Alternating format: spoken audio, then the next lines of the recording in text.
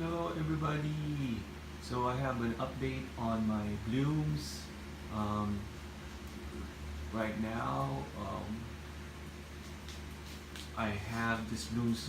Well, it's almost summer, so I cannot really say that these are my spring blooms.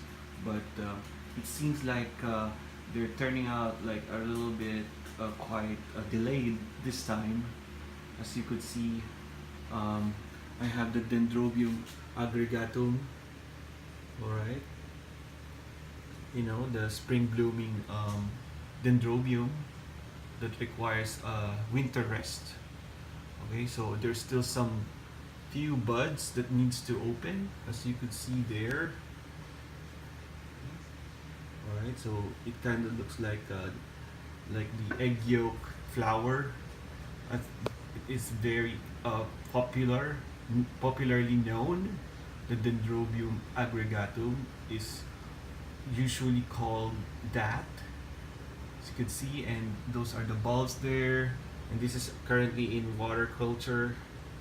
Alright, so I guess it's really working out well for this Dendrobium aggregatum because it gave me a lot of new flowers.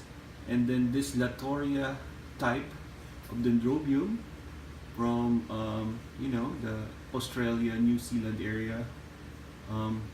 This is the Dendrobium nanochip, a cross between aberrans and microchip. So it's known to be like a miniature Latoria type Dendrobium. Alright, it's very fragrant. It smells like sweet cinnamon. Alright, it's a little bit of spicy scent. So if you look at the back, you could see more of the spots and lines, all right, behind the flowers.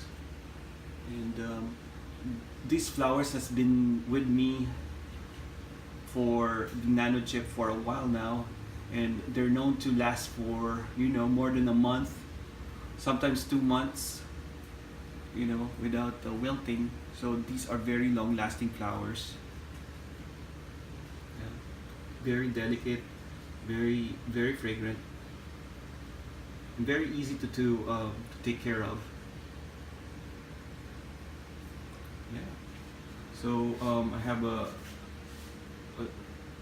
just a normal grocery phalaenopsis here, and of course this Cattleya type splash flower, the splash type of Cattleya, and the name is here. It's one of those Home Depot bag babies. It says Volcano Wonderland. Alright, with the cultivar name Volcano Queen Lavender. Yeah, so yeah, that's its name, Volcano Wonderland. Very nice. I like the splash coloring on this one.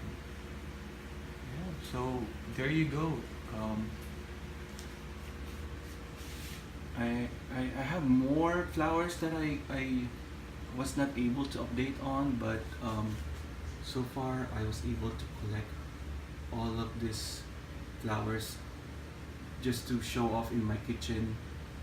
So yeah, I will keep updating you on some of the other orchids that I have in my collection. And yeah, thank you for watching and subscribing to my channel.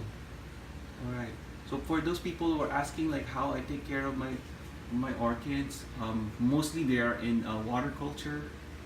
I just water the vases or the containers with water up to like maybe just like 1/4 of the container with water, and that's good for a week, and I don't have to worry about them.